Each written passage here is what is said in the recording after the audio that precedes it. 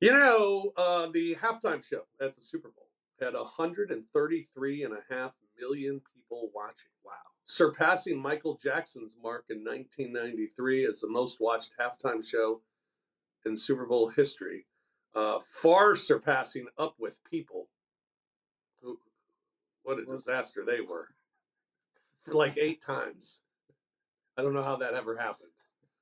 For all you younger people, just Google Up With People, and you'll know what I'm talking about. I guess I'm in the younger crowd today. What'd you think? What'd you think of Kendrick Lamar?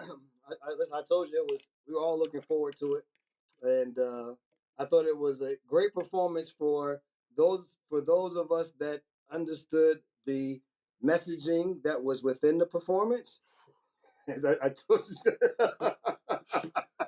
and then for those of us who just enjoyed how it all moved, it was a fantastic performance all around. When you can fulfill two categories and people still walk away and say, "Man, that was a pretty good performance," then I think that he did exactly what he wanted to get across. I don't know much about Kendrick Lamar.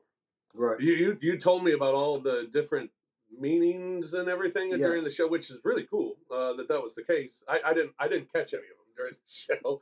I didn't really know much. I knew one song, like all of America did, for sure. All of America knew at least one song, right? And I knew that one. But other than that, to me, I thought it was a really good show. Like when J Lo and Shakira played, I didn't know a damn song they played either, but they were really good. Yes. They put on a hell of a show. Yes. And I thought Kendrick Lamar put on a hell of a show. I don't think it's one of those deals, if you're not a Kendrick Lamar person like me, that you would have been turned off or wanted to change the channel. It was entertaining. It was good. The choreography, everything was really cool. So I thought it was a really good show. Well, disclosure is I'm a half Kendrick Lamar guy. All right. Like I enjoy some of his music. I enjoy some You're of his music, just a Kendrick guy. Exactly. I'm not like, oh, sure, I got his albums and we got it's like a couple songs that he has from different albums. I can be like, oh, I like that song. But that was it. So I appreciated the performance. Good. Yeah, me too. Good halftime show. Bad Super Bowl. Welcome to great Super Bowl. EAGLES. Eagles. I mean, it's all about the refs. The refs. They gave you the first call of the game on the pass interference, which was the biggest pass interference. Yeah, they sure did. It was. Sure did. Oh man, all my friends are texting. Yeah, there they go again, getting all the calls. And I was like, come on, man. All right, welcome to Night Court, everybody. That's Brevin Knight. I'm Rob Fisher. Thank you for joining us. If you're listening each week, you can also tune in and watch each and every episode on the Bluff City Media YouTube channel. Just search Night Court and you'll be able to watch. It's very simple. And we thank everyone for tuning in to the program and listening to the program as well. And we got a busy show for you again here today as we approach the All-Star break. The Grizzlies in the past week at Toronto. Sluggish start, right? Ridiculous second half. 85 points in the second half. Jaren again. Zach Edey, his third straight double-double. That was just a masterclass performance in that second half against Toronto. Yeah, it was. I mean, it was one of those games in which you're looking at the Toronto Raptors and you're seeing what their record is. And the thing about it is they had made 10 threes in the first half. Right. They averaged 11 threes on the season. So you knew there was some things that were just a little bit out of whack. Grizzlies weren't playing with the requisite energy necessary. They gave up some shots. But at the end of the day, we looked up and said they were down 6 at the half. Right. And my son Donovan was absolutely going crazy. I was like, Donovan, I promise you we're going to win by double figures. And they came out in the second half, and you said Jaren was great, Zach Edey, John Morant. It was nice to get a John Morant, Jaren Jackson Jr. combined big game. Yeah. And so, to see that both of them, it can get done. It can be done in that fashion. And so I just team-wide, it was the epitome of a tale of two halves. And so it was nice to see them come out and look. We said in the first half they looked like the Vancouver Grizzlies. They had the Vancouver Grizzlies uniforms. And they were playing like it. It was a big battle. It was a Canadian battle. it was, and then after the half, I was like, okay, this is the transplant Vancouver Grizzlies to Memphis that we're seeing. Yeah, no, much better, and big win for the Grizzlies. And it's always fun to go to Toronto. It's just such a beautiful city. It is. just driving around when you get into town, it's a beautiful place to be, and you walk around and it's so clean, and it's eclectic too. and It's a mixture of everybody. It's an eclectic, huge city, Yes. but it's beautiful. Love going to Toronto, and enjoyed winning in Canada as well. Then, Oh, wait a minute, hold on. yeah, The best steam room that I've been in this year, really, and the hottest at the steam room Shangri-La. at the Shangri-La. That's where we stayed. We stay all over Toronto because of the traffic. Got to figure it out. But yeah, I talked to Mike Wallace from Grind City Media, and I was like, how long did you stay in? He's like 7 minutes. I was like, bro, I think I was watching my watch at 9:30, 9:45, just to try to make it to 10 minutes, and I just ran out. Ran out. Boy, it was so hot. All right, good. I just Wow. wanted to pass that That's on, just steam in case. room. There you go. In case people go to Toronto, you want to find a really good steam room, Shangri-La. Just go to the Shangri-La for the best steam room.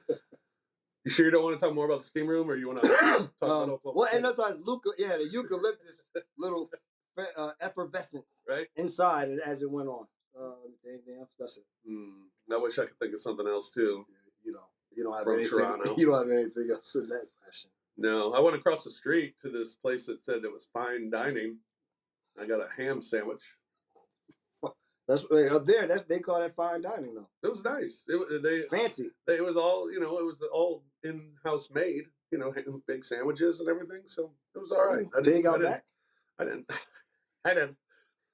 I don't know if I'd describe it as fine, but it was good. And they got a Subway inside. Again, don't know if I'd describe it as fine, but the Subway guy's got to be mad when I go in and I get this big ham sandwich and cheese that the dude just made behind the counter, and he's just sitting over there going, "I have lettuce, I have peppers, oil and vinegar," which I never use. That's not.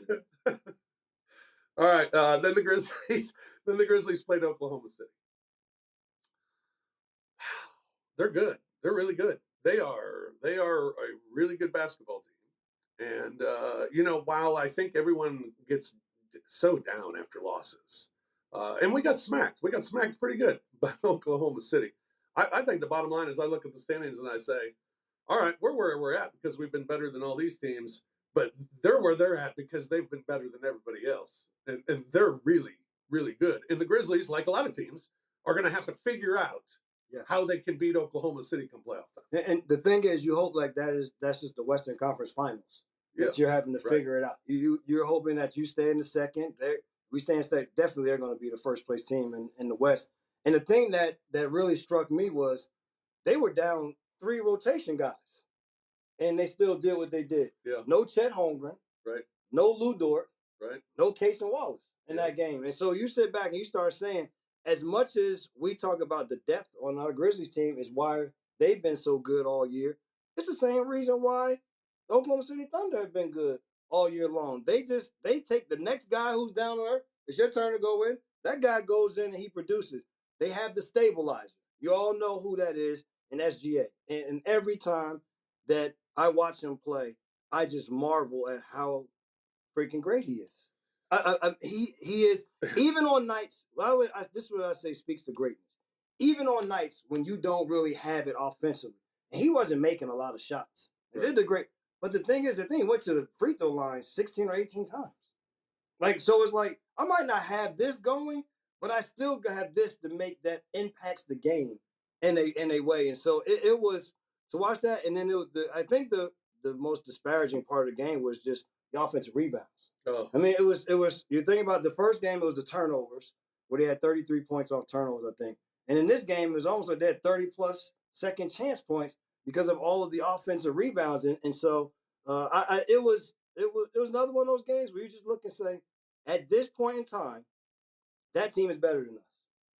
But we can do enough things to compete a lot better to give ourselves a better chance to be able to beat them. It's just in the first 2 meetings, they've had the Grizzlies number. And so it's, hey, listen, like you just said, it's a reason why they are 7 games ahead of everybody else in the Western Conference.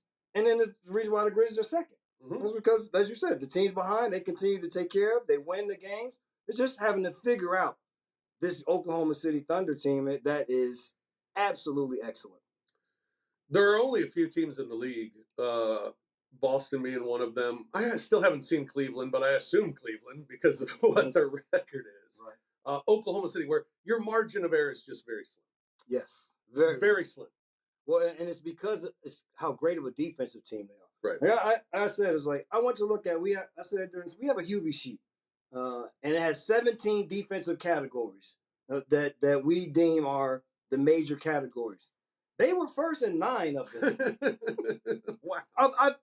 I've been doing this for 16 years. I've never seen a team be first in the amount of categories that they are on the defensive side. And then you flip over offensively, there's no drop off. They hit you in the mid range. They're guys that make threes. They get to the free throw line. They got a big now Hartenstein that sets screens and rolls well. I mean, it is just they have a complete basketball team, and they play the 2 guys, SGA and Jalen Williams, have the ball in their hands on the offensive end 80% of the time. They're making the plays. But nobody complains about it. Yeah. Everybody runs hard. Everybody keeps playing deep because they're unselfish in what they do, but they're going to have the ball every time. And they're terrific. Yeah, they're good. They are really, really good. It's one of those teams like it was with Houston the 4th time we played them. It's one of those teams that's like, all right, every time I'm looking forward to the next one because I want to see if we can gain some ground on them, Yes. and get closer. And then that 4th one, see if we have figured some things out and can get a little closer because obviously, when you get to the playoffs, that's the team it's going to go through in the West, at least at this point. All right. Well, when everybody listens to this podcast, the Phoenix game will be over. We are in Phoenix currently. Yes. We're not doing the game tonight, so if you could just broadcast for me during the game. Well, you'll be sitting next to me. Just talk to me. Is that cool?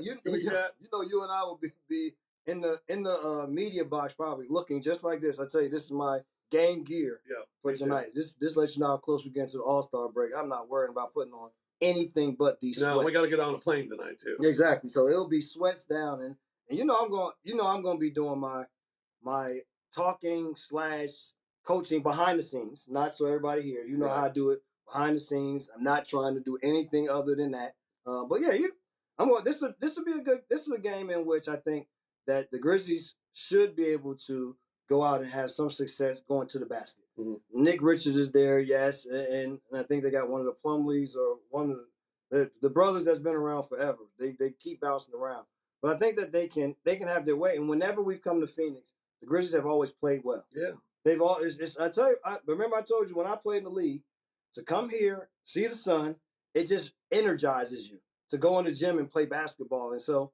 hopefully they have that energy. Put that other game, the Oklahoma City game, behind them. There's another opportunity and a chance for them to solidify that number 2 spot. And you want to be playing well these next 2 games going into the All-Star break. Yeah, and then head to the Clippers for the first time going to Intuit Dome. Looking forward to seeing that place. Yes. And Clippers made a couple of moves at the deadline. I don't even remember who they got. Do you remember who they got? Not at all. Why would I remember? They traded. I don't even remember. I don't know. I know nothing of what they did. They made a move. Yeah, like 2. They brought in. No, who's gone? They did something because Kevin Porter Jr. is in Milwaukee. PJ Tucker's gone. Right. He's in Toronto. I was watching the Milwaukee game. And they're like, and Kevin Porter Jr. was like, when the hell did this happen? It was some. God, it was something. I do have to look it up. Well, the thing is that, but for the Clippers, talk about the Clippers. Yeah, the thing for the Clippers is they get Kawhi Leonard. Kawhi Leonard has been playing and has been playing more regularly. The guy that everyone should look out for is, and he's been around for years and years. This guy doggone Stormin' Norman Powell, who has just jumped on the scene. He went from 6-man extraordinaire to now he's in the starting lineup. And he has had a fantastic season. When they've needed big shots, he's made big shots. Of course, James Harden is still there. So I think this will test the perimeter defense of the Grizzlies, but they also have to do a good job. Zach Edey has gotten more experience. They're going to figure out how to put a body on big fella. All right, you ready? What's their big fella in the middle? Who's? For the Clippers. Zubac. God, dog, Zubac absolutely hurts us on the boards. All right, the Clippers acquired Patty Mills and Drew Eubanks from Utah. Then they went in their big move. They traded Terrence Mann and Bones Highland to Atlanta for Bogdan Bogdanovic, who's not having a good year. Would have really liked that move for him 2 years ago. Oh, so they didn't really make no big moves. They got Bogdan Bogdanovic. They got Kawhi Leonard back. They like us. We got Gigi Jackson, Yeah. Vince Williams Jr. Really the meat of their move was just getting guys back from injury. How hard is it to play the last game before the break? Do you see how I just told you? Yeah. My mental at this point can only go as far as put these sweats on. Yeah, I understand. Extremely hard. But I tell you this much: the teams that excel and the teams that have championship aspirations are the teams that are able to buckle down and win the games going into All-Star break and win the games coming out of All-Star break. Those are the teams, and I expect for this team because they've talked about being young vets and understanding what it takes to get to certain places. And so I would expect for them to not be looking so much forward as I am, but in the moment. And in the moment means this is a dangerous Phoenix team if you don't come to play, an extremely dangerous Clippers team if you're not ready to play. So it's good that they have two teams that are dangerous, that you can't just lax and think you're going to cakewalk your way through it. So it is extremely hard, but for the teams that are good and want to be good, they find a way during these moments. Yeah. The Grizzlies lost Marcus Smart and Jake LaRavia at the trade deadline. They got financial flexibility, got a couple of picks were thrown in there as well, lost a pick as well.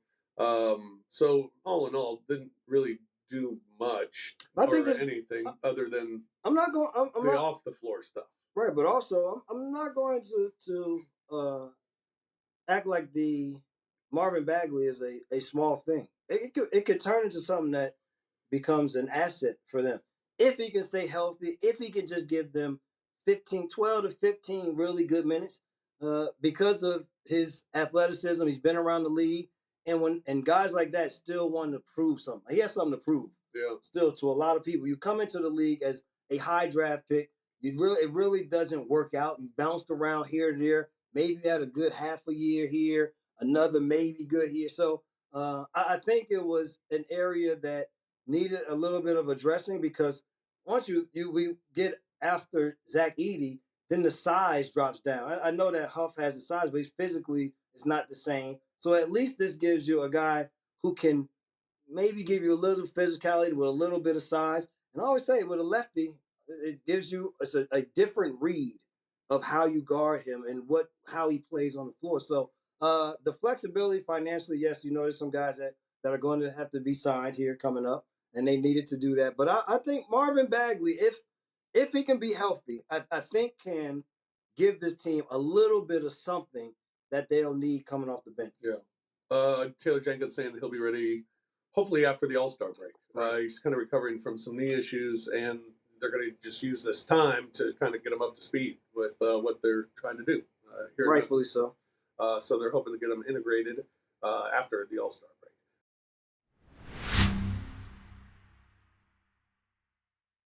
I would have loved Cam Johnson on this team. I still think that there's a real chance we could get Cam Johnson this summer, probably for a heck of a lot cheaper.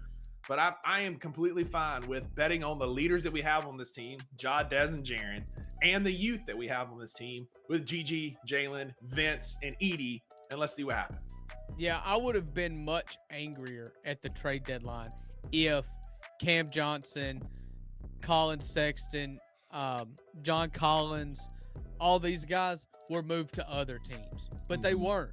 You can blame Zach Kleiman, say he couldn't seal the deal, whatever. But chances are, I'm going to bet money that the reason why these players are not playing for the Grizzlies is because he was not willing to give up Gigi Jackson, Vince Williams Jr., or Jalen Wells.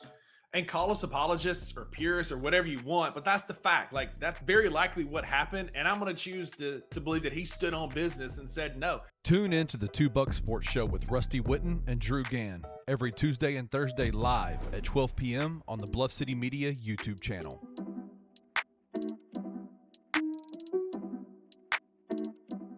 I think what you just brought up about having their resume as, a top 12 resume in the country is where I land on it, because yes, there have been some hiccups and Memphis hasn't covered in a lot of these games against these bad teams, but I'm old enough to remember what they did in non-conference and beating UConn and beating Michigan State and beating Ole Miss and beating legitimately some of the best teams Right. in the country. I think in the end of the day, they check way too many boxes as a top 15 team for us to doubt where they're at number 14 in the country. Yeah. They check way too many boxes. When you watch them, you're not going, this is a team that's just kind of being floated by a bad schedule or whatever, and they're No. 20-4 because of who they play. No, it's because on the floor, the product that they have, the way that they play matches up against some of the best teams in the country. Tune in to On the Bluff with Christian Fowler and Gabe Kuhn every Tuesday at 12 p.m. on the Bluff City Media YouTube channel.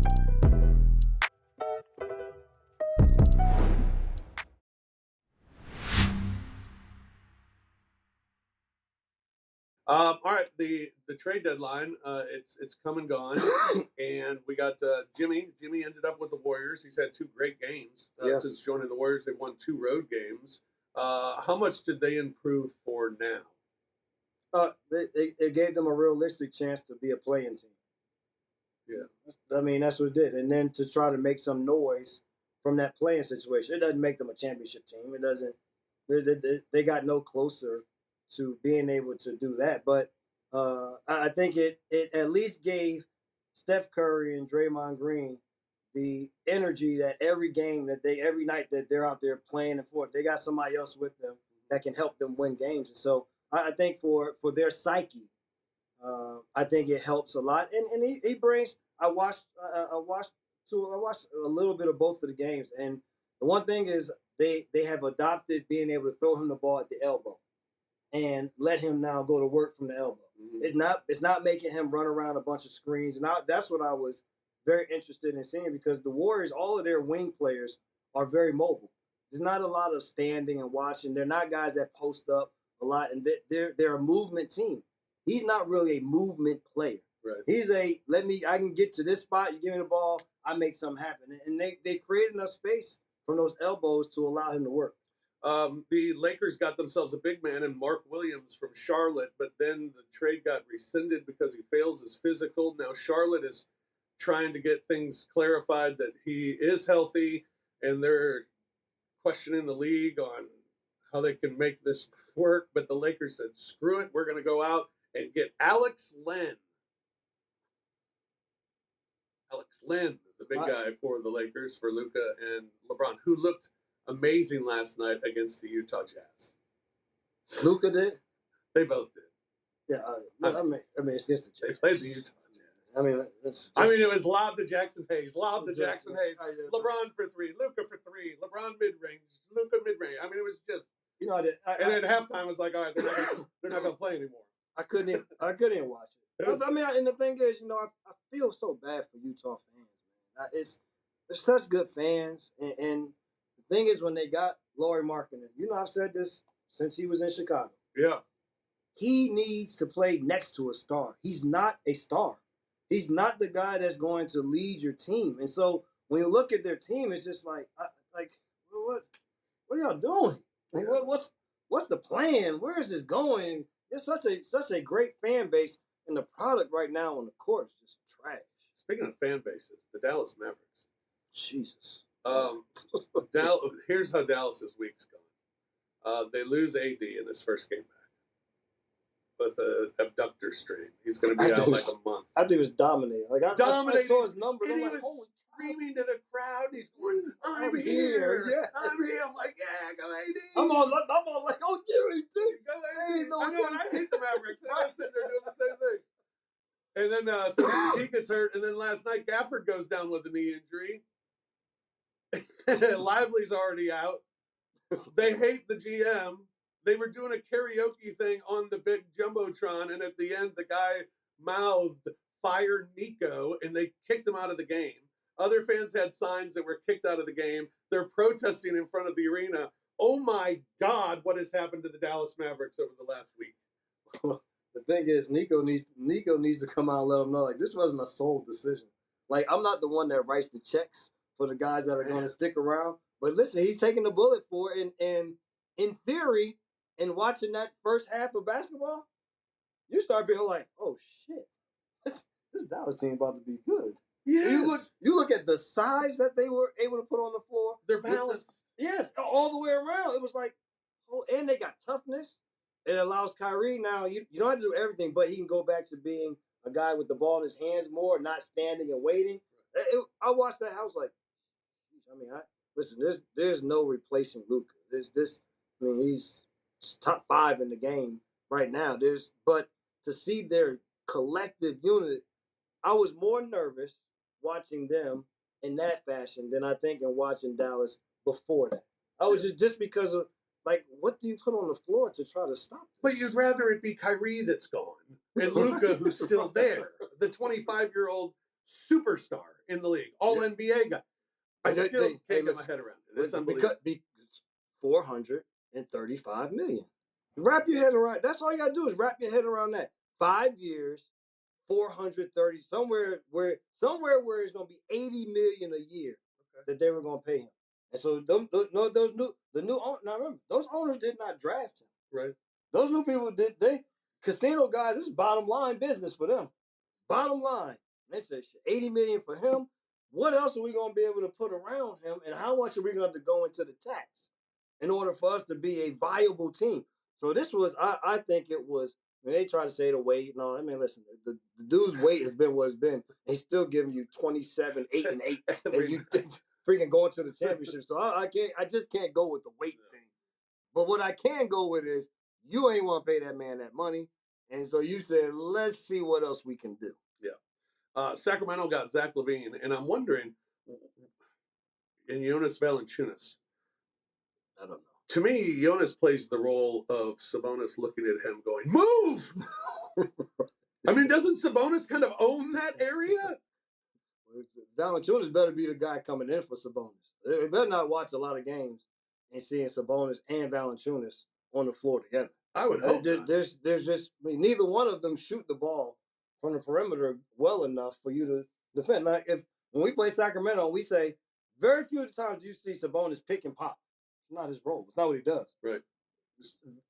JV, not gonna pick and pop, man. Now we used to get the 1 or 2 shots, but that's not what you're gonna do on a regular. At the end of the day, I just looked at him like, it's just Sacramento. Yeah. It's literally Sacramento. They went and got Zach LaVine. You know who I love. I had talked about Zach LaVine maybe coming to us at some point. Right. So that would have been a nice fit for our team back in the day. But you look at it and say, well, those two was just together in Chicago, and they act like that couldn't work. Right. So you say, let's try bring them together. Let's bring them together again. Yes. Sacramento, everybody. Hello. Brandon Ingram signs with Toronto for 3 years, $120 million. How about that? I'm happy he got his money. The thing, the only thing for Brandon Ingram is a little bit like Anthony Davis. It's like Zion. You just don't know if he's gonna play enough games. Yeah. And there's no denial of his talent. There's not just, I mean, the length that he has and the way that he shoots his shots is similar to how Durant gets shots off, even with a defender being there. Like, they don't see you because it's the height and then a little bit of a fade. Oh, he's a terrific player. I don't know where he fits. And what Toronto is doing, they've been searching for a replacement for Pascal Siakam since he left. And they thought they was just going to be able to do it with, who's the young kid that's there now? That's going to All-Star. Barnes? Yeah, Scotty Barnes. Those Scotty Barnes are going to be the guy that could just do it and make them be that way, realizing that they need a little bit more. So hopefully that tandem can work well and to give them, a little bit of a boost. The two, what are you doing teams? Phoenix being one of them. What are you trying to do? What was the goal and what did you accomplish? you all you do is pissed off two of your top 3 guys. Yes. by letting them know that we were shopping you, but we just couldn't do it. Yeah. And then the other team, Brooklyn. What are you doing? Brooklyn's another team. It's just like I think they'll be happy to say that, we fight hard every night. We almost get there. It's just enough. But everybody wanted Cam Johnson. I don't know if they just said there was nothing that worked for them. Right. I guess. But man, how long are you going to try to move people and just, nah, we're just going to waste away another year with them. I mean, jeez. Are you going to the party for Dennis Schroeder, welcoming him to the 9 Club? Did you know that? Is this his ninth team? 9th team for Dennis Schroeder. Dennis Schroeder. Shout out to Dennis Schroeder, baby. Listen, when you play for that many teams, that's all we say. You've been wanted. That's right. All these people that play for 1, 2, 3 teams, those dudes weren't really wanted. They just had to stay there. Yeah. They had no other place to go. But for guys like us, that journeyman, that move around, we are tantalizing to the other teams. Yeah. So Dennis Schroeder, shout out. I'm doing an early shout out. Yeah. Early, we usually wait to the end. Dennis Schroeder, shout out Dennis Schroeder. Look, Jack in the Box. I overeated today. Again, with the told you to get out, get exercise. Jack in the Box is far. Straight down It Camelback. was unbelievable. Yeah, this is Schroeder's 9th NBA team, Detroit. How many teams this year though? He's like almost like Well, me. he didn't play for 2 of them, I think, but this was his 4th team this year. Even more of a shout. I had a 4-team season. Yeah, nice. Memphis, Phoenix, Washington, Milwaukee In 1 year. 1 season. True, people can't. They're not built like us, baby. Yeah. Only 5 players have been with more teams before their age 32 season. Chucky Brown, Damon Jones, Ish Smith, James Ennis, and Kevin Ollie. A couple of KO. players in there. My new golf Yeah, partner. and you missed it by 1 year. You were 33 when you got to Team 9. So you missed it by 1 year. Man, I missed another milestone. What did you think of the Super Bowl? I told you, I thought it was fantastic. Yeah, I thought it sucked. It sucked. Come on, dude. It sucked because it sucked from the get-go. Not if you wanted the Chiefs to lose. It was brutal. It was brutal. I know what I mean. Be honest. Here's the thing for me. It was I marveled that the game went how it went.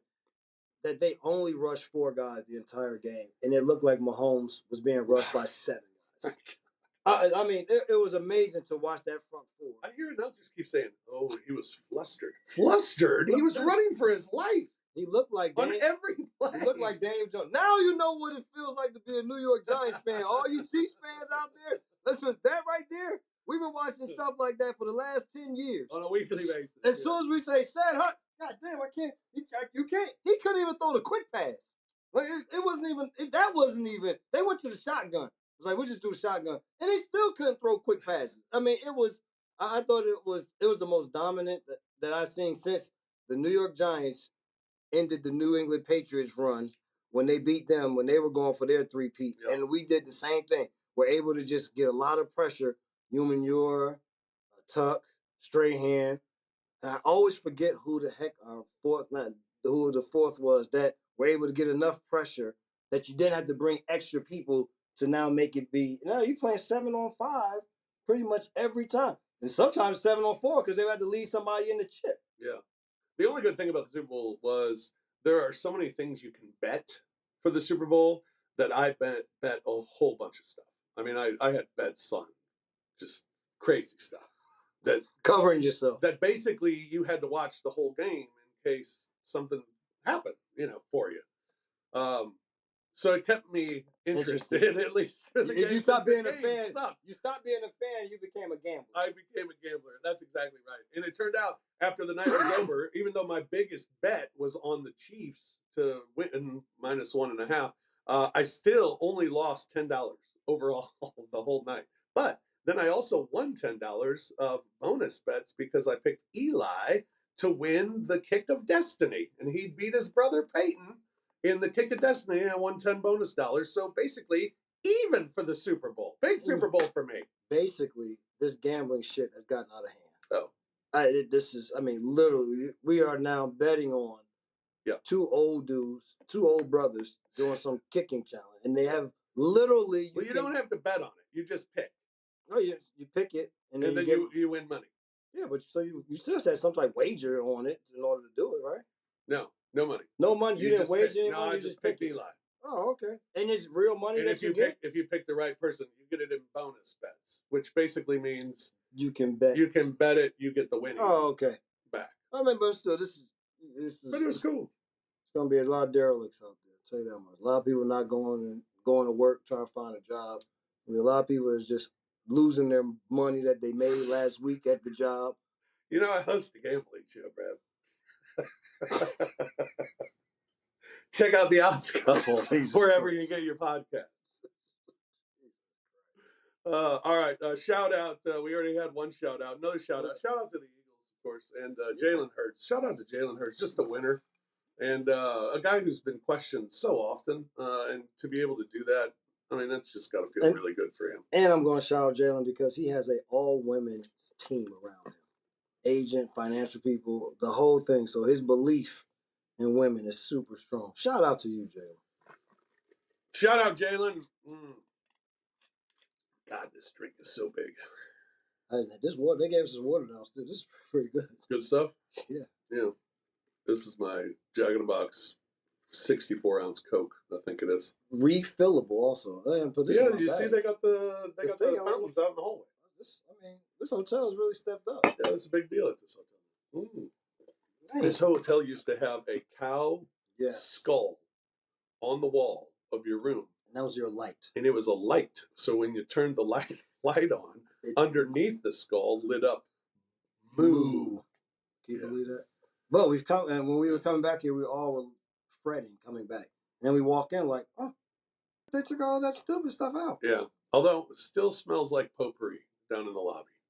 A little overwhelming. They haven't fixed that yet. But everything else pretty good here at this hotel. All right, that's going to do it for us, Brev. We're out of time. Man, again, we went pretty fast. Went pretty fast, yeah. Talking a lot of basketball. There was a lot Happy of All-Star break. Yes, you also. I'm going to enjoy it. Just the fact of having to do nothing for a minute.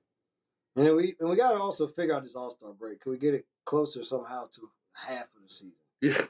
No Not this, we've got to play 50-plus games, and then we come back and everybody's just in a rush. Or have it the same week as my kids' spring break so we can actually do something.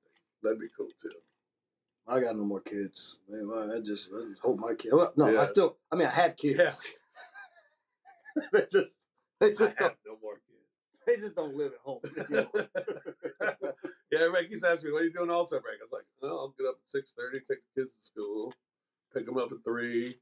And now that I'm home every day, I'll be doing that every day. So I'm going to go play some golf. Yeah, I know. Enjoy it, man. All right, that's going to do it for us. We'll be back next week. Maybe. I mean, I don't know. How we're going to figure that out, BK? Yeah, we'll do vacationing? We'll figure something out? Yeah. Okay. I think I'll be back. I might even be back in Memphis by then. All right, cool. So we'll be back next week. Yeah, we're definitely back next week. I know because if we're not back next week, we will definitely hear from our dedicated fans out there. Yeah, our listeners. I know. They always tell me about it. All right, that's going to do it for us this week. Thanks for joining us here on Night Court. You can catch Brevin on Twitter at BrevinKnight22. I'm on Twitter at TheFishNation. The show is on Twitter at NightCourt22. We will do it again next week. Until then, for BK, I'm Fish. So long, everybody. Peace. Thank you for listening to the Night Court podcast. If you enjoyed Rob and Brevin, hit that like button, subscribe to the Bluff City Media YouTube channel, and enjoy the content. We will see you back here next time.